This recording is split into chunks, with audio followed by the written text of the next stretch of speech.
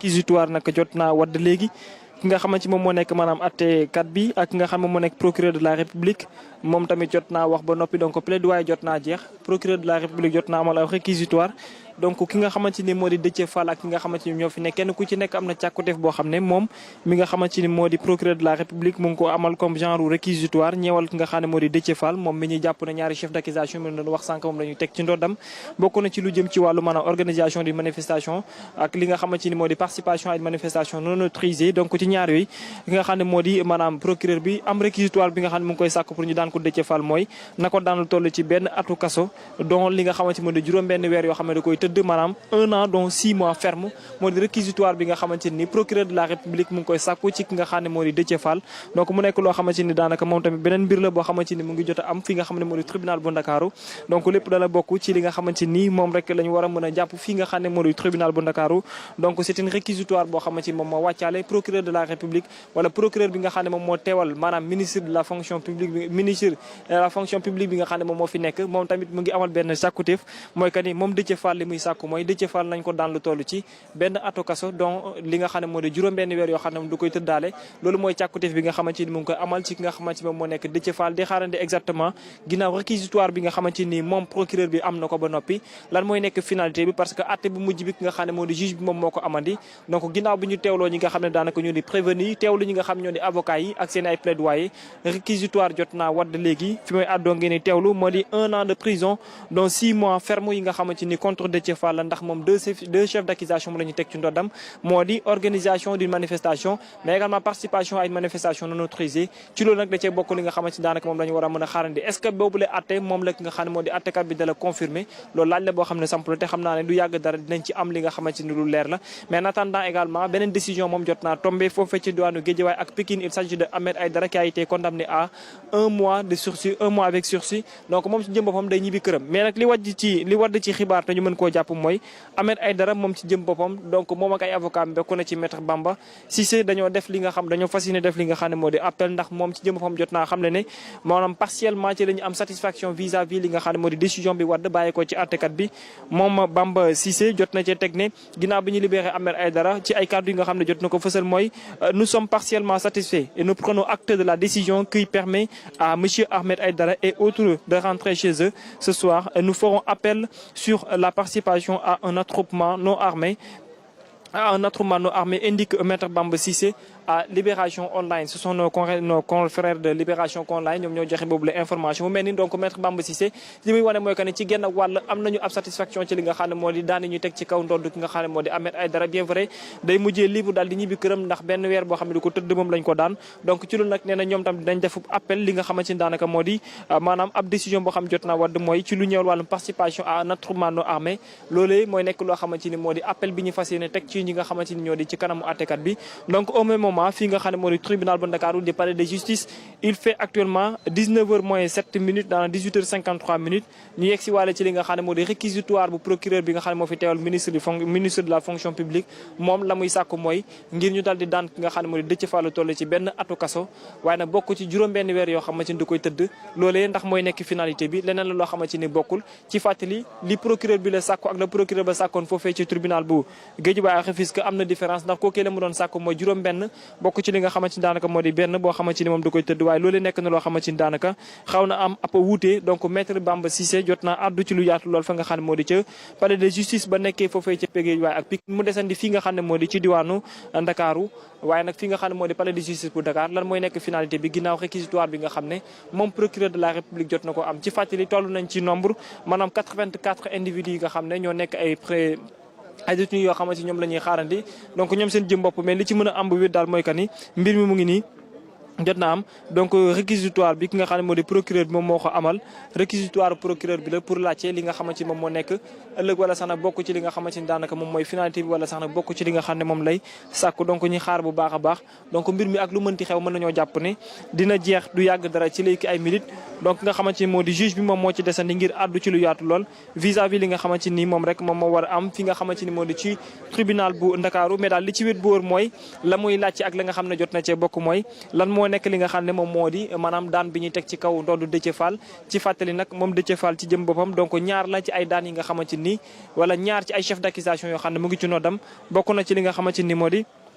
moom moo nekk maanaam moom mi nga xam ne mooy Déthié Fall moom moo organisé ndax moom jàpp na ne moom moo bind déclaration bi nga xam ne la yóbboon ci kanamu préfet bi mais moom ci jëm boppam également bokk na ci ñi nga xam ne bokk nañ ci manifestation bi ñu doon amal loolu moo tax ñu booleel ko ñaari chef d'accusation yoo xamante ñoom bokkee ci wàllu yi mais daal li ñu mën a jàppale fu mu toll nii tembe mooy que ni moom Déthié Fall ci jëm boppam donc am na réquisitoire boo xamante ni jot naa wadd ci ndoddam te da cee bokk mu di benn atu kaso donc 6 mois ferme donc Déthié Fall bu ñu sukkandikoo ci lu procureur bi dal di sàkku mooy benn at bu ñu koy daan juróom benn weer yoo xamante ni da ko fas yéene tëdd kaso loolu ndax dina nekk lu juge bi di dëggal waa wala déet beneen laaj la boo xamante ni jot naa samp mais daal li ñu mën a jàppale fu mu toll nii mooy moom réquisitoire jot naa amaale donc xaarandi lan mooy nekk finalité bi mais également li nga xamante ni moo di lu mujj li ci fas yéene rek dala am fi nga xamante ni daanaka moom moo nekk maanaam ban daan moom mooy mujjee li nga xamante ni moom moo am fi nga xam ne moo di ci palais de justice bu Ndakaaru ñiy xaar exactement fa nga xamante ni moo di ci diwaanu Guédiawaye ca bataaxal boo xam ne jot naa wàdd le maire de Guédiawaye Ahmed Aïdara maanaam membre coalition opposition bu Yewwi Askan bi moom comme tane nañ ko ni ki tey jëlee ci altine ji lu toll ci daanaka benn weer kaso boo xamante ni sursis la benn weer un mois avec sursis ngir participation ay manifestation interdite bu ñu sukkandikoo ci sursis nga xamante moom moo jot a wadd Ahmed Aïdara ak ñi nga xam ñoo ñu nekk ay détenus ñoo seen jëm bopp dañ leen a tegoon loxo ginnaaw fukki fan ak juróom-ñaar ci weeru juin bi nga xam ne ñu ngi doon amal ab manifestation bi nga xamante moom moo weesu manifestation bi ni mel nag autorisé wuñu ko woon moo waral tamit ñu bare ñu dal leen ciy teg loxo ci loolu également da cee bokk ñoom seen jëm bopp bokkee ci waa Yewwi Askan bi ndax ñoom ñoo doon organiser boobule manifestation mais également ñoom seen jëm bopp ñi nga xam ñoo nekkoon ci tribunal boobule bu maanaam Guédiawaye ak Pikine ñëpp ñoo mujjee libre gën cee fës ki nga xam ne moo di maire bu Guédiawaye donc bokk na ci réquisitoire bi nga xam ne procureur bi jotoon na ko demandé moo di woon ñu dal di ko daan ma dal di ko amal ak amende maanaam 6 mois d'emprisonnement maanaam juróom benn weer yoo xam ne da koy tëdd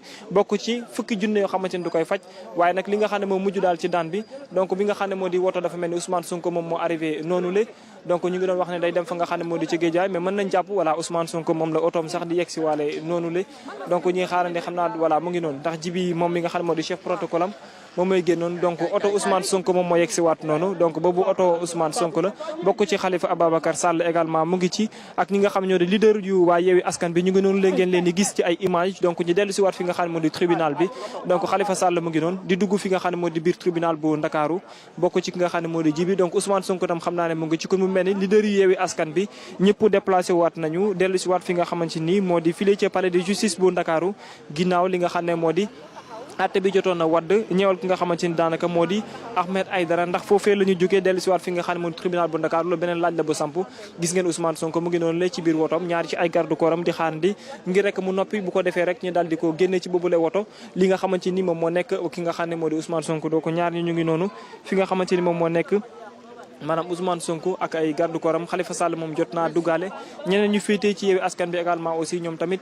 jot nañoo génnaale ñoom tamit ngir fas yéene ñëw tamit participer ci li nga xam ne moo di manifestation bi ñi amal waaye tamit li nga xam ne moo di atte bu Déthié Fall xam naa ne ñoom ci seen biir sax bu ñu yeggee ci la ñu jot donc Ousmane Sonko mu ngi noonu génnee ci biir wotoom ngir dugg fi nga xamante ni daanaka moo di ci biir palais de justice moom tamit maanaam mu nga bàyyi ko fa nga xam ne moo di ci diwaanu maanaam palais de justice donc Ousmane Sonko mu ngi noonu di dugg ci biir ànd ak ki nga xamante ni moom moo di ñenn ci ay leader yu Yewwi Askan bi bokk na ci chef protocole am ki nga xam ne moom moo nekk ma Khalifa Ababacar Sall président de conférence des leaders mais bokk ci également ki nga xam ne moo di seen mandataire bi ñu fas yéene fekk ci ndax moom mu ngi déjà ci biir fi nga xam ne moo di tribunal bu Ndakaaru donc ñoom ñooñu la Ousmane Sonko ngeen di appareil ngeen di gis noonu ci ay image ak airport am donc mu fas yéene dugg ci fi nga xam ne moo di biir palais de justice pour dem assister mais continuer également li nga xam ne moo di audience bi am peut-être également du yàgg dara lool dinañu yegg ci li nga xam ne moo di cappaandaw gi moo di réquisitoire bi nga xam ne nii moom mi nga xam ne moo nekk maanaam procureur bi jot na ko amal donc ci fàttali procureur bi mu ngi sàkku pour ñu daan ki nga xamante ni moom moo nekk Déthié Fall lu toll ci maanaam benn at donc 6 mois yoo xam ne da koy tëdd kaso maanaam 1 an donc 6 mois ferme moom lay sàkku ngir ñu daan ko Déthié Fall loolu la réquisitoire procureur de la République ndax nag ki nga xam ne moo di attekat bi da koy dëggal waaw wala déet loolu beneen laaj la boo xam ne jot naa samp ci waxtu wi ñuy waxee tamit ki nga xam ne moo di Ahmed Aïdara moom mujj nañ ko libéré ndax moom ak ñi nga xam ñoo fi nekkoon ndax moom ñu ngi ko daan 1 mois avec sursis ci fàttali moom sax procureur ba la mu sàkk woon attekat bi jotu ko topp mais lii da cee bokk li nga xamante ni moom moo doon li nga xamante ni moom moo am foofu nga xamante ni moo di ci palais de justice donc gis ngeen ko noonu ba léegi booy takk deer yi ñu ngi taxaw nii di xaarandi également lan mooy nekk finalité bi yéen ngeen ni gis noonu dispositif sécuritaire bi ba léegi dara bougé wu ci ndax ñoom ñi nga xam ñoo di booy takk deer ñu ngi taxaw di xool xam naa ne du yàgg dara ñoom ñi nga xam ne ñoo di attekat bi dina jot addu bu ko defee gaañi jot rek génn ngir defal ñu li nga xamante ni moo di le point rawatina ñi nga xam ne ñoo féetee ci Yewwi Askan bi rawatina doon ay leader fas yéene déplacé wu fi nga xam ne moo di file ci palais de justice mais li ñu mën a jàppale daal mooy moom Déthié Fall mu ngi ci biir Mame Diarra Fam également mu ngi fa bokk ci 82 détenus plus de 2 mu ne 84 bokk ci ñi nga xam ñoo nekk seen ay militants mais également ñi ci gën a fës mooy ñi nga xamante ni daanaka ñoom ñoo nekk seeni ay nit mais nekk également seeni ay mbokk mu di Ousmane Sonko ak ñooñam ndax Ousmane Sonko dugg seen a sànq ki nga xam ne moo di Khalifa Babacar Sall dellu seen a sànq ak ñeneen maanaam ñoom ñëpp ñi nga xam ne daal ñoo féete daal ci opposition bi rawatina les leaders de Yewwi Askan bi déplacé wu nañ dellu si waat fi nga xam ne moo di palais de justice amaana pour xaarandi lan mooy nekk atte bu mujj bi peut-être bu ñu génnee tamit dinañu mën a xam wala ñu am li nga xamante ni daanaka mooy nekk tontu bi mais réquisitoire bi procureur bi nekkee ci palais de justice def ñeewal Déthié Fall mooy 1 an de prison dont 6 mois ferme maanaam ñu daan ko lu toll ci benn atu kaso bokk ci juróom benn weer yoo xam ne du koy tëdd loolu mooy réquisitoire maanaam càkkuteef bi nga xam ne moom procureur bi mu ngi koy amal ci ki nga xam ne moom moo nekk kile di Déthié Fall donc reste nag à savoir exactement est-ce que li ni mel moom mi nga xam ne moo di attekat bi dina ko continuer est-ce que dina ko confirmer waaw wala déet loolu beneen laaj la boo xamante ni bu samp la mais daal li ñuy jàppale mooy que ni réquisitoire bi moom wadd na ba noppi donc ñuy xaarandi attekat bi parce que réquisitoire moom fu mu amee rek ñaareel boobu moytuwulee du des lu bari lool ngir ñu amal li nga xamante ni daanaka moo di maanaam atte bu mujj bi nga xamante ni moom mooy wadd ñi xaar exactement lan mooy nekk li ci mujj ci li nga xamante ni moom moo di ci palais de justice bi nekkee file ci diwaanu Ndakaaru donc réquisitoire procureur bi loolu la d'une manière générale bu ñu sukkandikoo ci li nga xamante ni jot na am fu mu toll ni daanaka mais li ñu mën a téyewaale daal daanaka daal ci ay xibaar mooy que ni ci affaire bi nga xamante ni jot na am mën na nekk avant garde ci ñi nga xamante ni ñoo di les personnes tenues à manifester ñu préparé bu baax a baax infraction muy niroog li nga xam ne moo di ay caractérisé par li nga xam ne moo di ay encontre yu kenn mënu natable organisation li nga xam ne moo jëm ci wàllu manifestation war a mën a am mais li ñuy reproché ki nga xam ne moo di Déthié Fall mooy il est maanaam intelligent hors norme et un intellectuel qu'il ne pouvait pas ignorer je lui reproche c'est de ne pas tenir de leadership mais de leadership de confrontation la liberté d'aller venir et être anéanti et à la peur il se lisait toutes les réalités c'est l'acharnement l'anarchisme qui s'installe saurait être un citoyen. On ne peut pas accepter qu'il soit la tête de mouvement insurrectionnel et je ne vous le dis pas, il s'agit d'une chose publique et il n'y a pas de compromis. Je sollicite de déclarer Déthié coupable des chefs d'accusation, des d'infractions qui lui sont reprochées. Pour ce qui est de Mame Diarra Fam, tout le monde sait dans quelles circonstances qu'elle a été arrêtée, mais elle vous dit qu'elle faisait une visite de courtoisie chez Barthélémy Diaz, mais il ne pouvait pas ignorer qu'il y avait une manifestation, alors que 2 personnes ont confirmé qu'il y avait effectivement une manifestation chez Jean-Paul Diaz. Je pense que c'est des dénégations qui ne sont pas sérieuses et je sollicite qu'elles soient déclarées coupables. Pour 15 d'entre eux, je m'en remets à la sagesse du tribunal. Pour tous les autres qui restent, ils ont été arrêtés sur le théâtre des opérations. Et pour tous ceux qui connaissent Dakar, ils savent l'itinéraire qu'il faudra prendre. Ils peuvent être déclarés coupables eux aussi. Je sollicite contre eux une application stricte de la loi du fait de leur personne, de leur personnalité. Fall n'a fait aucun acte de regret. Il a assuré de braver les lois et les constitutions extra au regard des troubles qui a été occasionné de l'absence de repenti qui a été noté. Le ministère des Fonctions publiques demande 1 an dont 6 mois ferme. Loolu mooy déclaration ki nga xam ne moo di procureur de la République moom mi nga xam ne réquisitoire am pour Abdou Mbathie Ndiaye qui est venu avec des armes dangereuses, 1 an ferme. Et pour tout le reste de la masse, je sollicite 6 mois, y compris Mame Diarra Fam. Donc voilà en résumé li nga xam ne mooy sàkku ki nga xamante ni moo di procureur bi donc bu ñu leen ko tënkalee ci wolof moom li moo xam ne rek mooy que ñi nga xamante ni daanaka ñoom ñoo nekk maanaam attekat bi li nga xamante ni moom mooy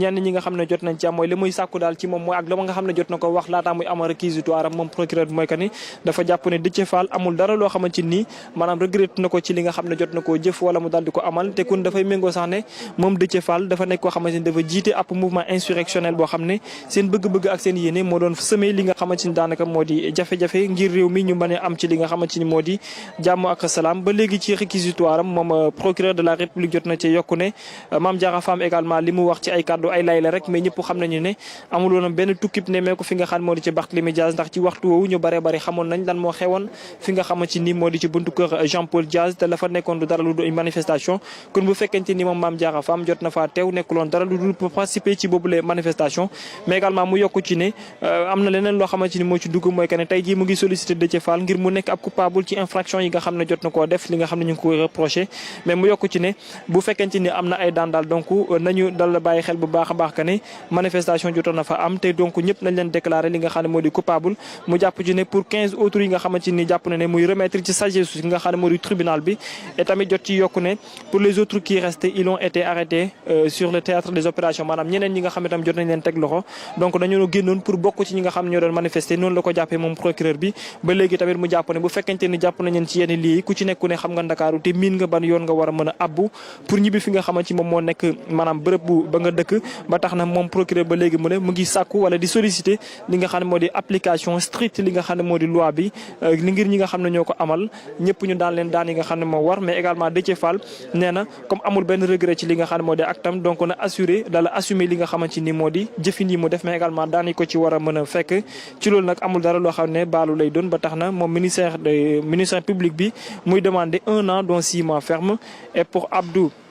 Mbathie Ndiaye qui est venu avec des armes dangereuses 1 an ferme maanaam Abdou Mbathie Ndiaye tam ñu daan ko lu toll ci benn at et pour ñi nga xamante ni daanaka ñoo di le reste de la masse nee na daal mu ngi sollicité pour ñu daan leen lu toll ci juróom-benn weer bokk ci ki nga xamante moom moo nekk Mame Diarra Fam léegi nag ginnaaw ab bataaxal bi nga xam ne jot nañu ko jébal te mu nekk maanaam kàddu ki nga xamante ni mooy procureur bi donc ñi xaarandi exactement lan mooy nekk finalité bi mais juste également jugement dernier bi qui appartient au juge qui doit juger devant ki nga xam ne moo di Déthié Fall Mame Diarra Fam mais également les autres 82 ñi nga xam ñoo di prévenus yu nekk ci palais de justice. En attendant, vous venez juste de voir Ousmane Sonko et compagnie, Khalifa Babacar Sall et d'autres qui sont entrés au niveau du palais de justice pour un peu assister mais également participer à l'audience bi nga xamante ni moom la ñi nga xam ne ñoo bokkee ci Yewwi Askan bi seen allié ñu tegum loxo ginnaaw l'affaire Ahmed Aïdara qui est déjà bouclée mais d'autant plus am na leneen lu ci bokk mooy am na beneen recours boo xam ne avocat am maître Bamba Cissé fas yéene na ko déposé. En attendant qu'on vous donne d'autres informations, suivez le direct sur Seneweb TV, seneweb.com.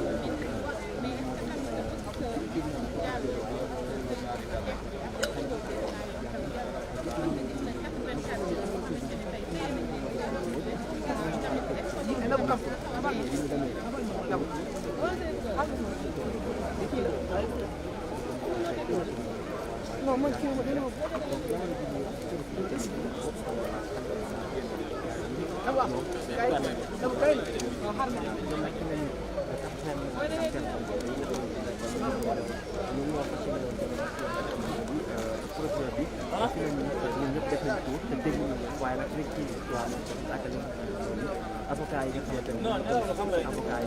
yi ñoo war a daal di layal ñi nga xamante ne ñoom teg wax moo ci manifestation ak moo nekkoon am fukki fan ak juróom-ñaar ci weeru juin bi nekkoon am na ci dèjà seen manifestation ci interne bi ñoo ne la daal di tegee loxo rek ñenn ñi leaderu wàllu Yewwi Askan Wi Ousmane Déthié Fall moom tamit mën naa leen ko ñu ko jotoon tegee loxo fële sa siège ba nekkoon sa BDN bi moom nag foofu daal di tegee loxo rek mais dafa participé ci manifestation boo xamante ne dañ ko daal di jotoon interview si beneen mbir bi si ki am ak moom Dias moom nag ginnaaw ba mu ñëwee rek na dafa daal di seet ci bi Barthélémy Dias ñu daal di koy teg loxo